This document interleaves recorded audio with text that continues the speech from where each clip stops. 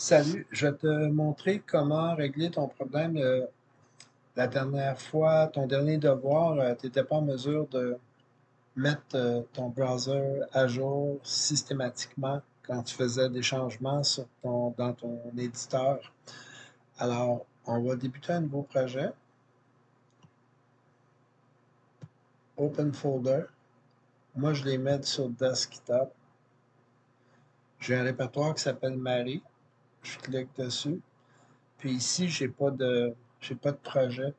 Fait que je vais en créer un. Oups, j'ai créé deux. Moi, je l'appelle pratique. Dans le fond, quand c'est pas un projet en bonne et due forme, je garde le répertoire pratique, mais j'efface le contenu des fichiers. En tout cas, je vais te le montrer tantôt. Je sélectionne le répertoire, puis le répertoire apparaît ici. Fait que je vais gérer les fichiers à l'intérieur du répertoire à partir de Visual Code. Fait que là, je vais créer mes trois fichiers habituels.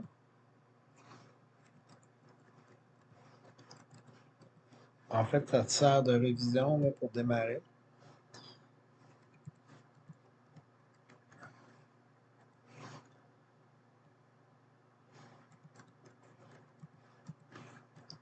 Et voilà. Fait que là, je vais aller dans mon index.html.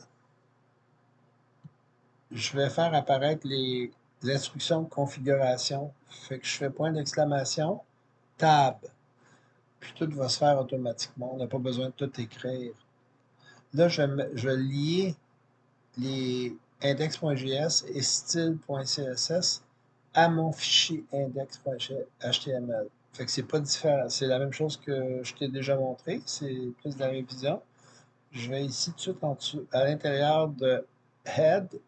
Ce qui est à l'intérieur de Head, c'est les instructions de configuration en général. Fait que j'écris style. Non, excuse. Link. Puis là, il me donne des propositions. Fait que je vais choisir celui-là ici, Link CSS. Fait que lui, il complète avec ce qu'il faut pour lier style.css qui est ici. Puis à l'intérieur de body, où apparaissent, où on inscrit nos instructions de programmation, si tu veux, je vais écrire script. Il me donne des suggestions avant d'avoir complété. Bon, c'est plus simple. Je choisis celui-là. Puis là, à ce moment-ci, dans l'intérieur de source, tu vas écrire le fichier que tu veux lire. On n'a pas besoin de comprendre à 100%, ça fait juste lier les fichiers. C'est toujours la même procédure. Fait que là, on est prêt pour commencer à faire des instructions. Là, moi, ce que je veux te montrer, c'est comment mettre que ton browser reflète les changements que tu fais à l'intérieur de ton éditeur. Fait que disons, tu fais une instruction H1, tu fais tab pour autocompléter, puis tu écris un titre. Fait que si tu veux aller voir sur ton browser, tu right-click, c'est à sauver, ou moi, je double-clique sur mon... C'est un nouveau laptop que j'ai. Open with Live Server. Là, ton browser va afficher ce que tu as inscrit. Tu reviens à ton éditeur,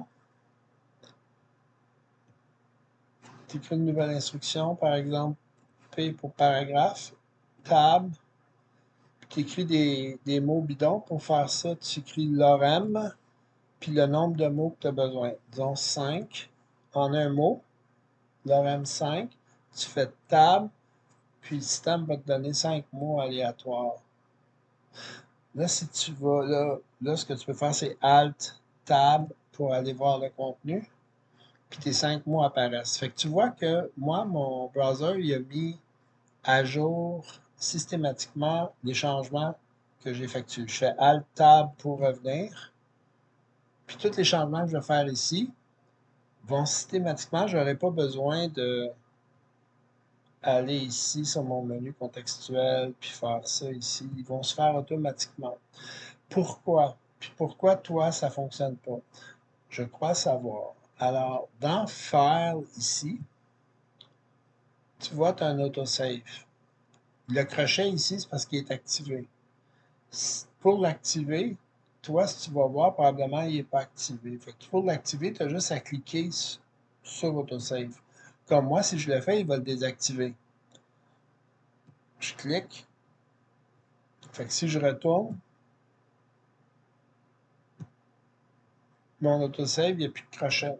Fait qu'il n'est pas activé. Fait que moi aussi, je n'aurai pas de. Mon browser ne se mettra pas à jour. Fait que je vais le réactiver. Fait que si je retourne pour voir, là, tu vois, il est activé. Fait que ça devrait régler le problème.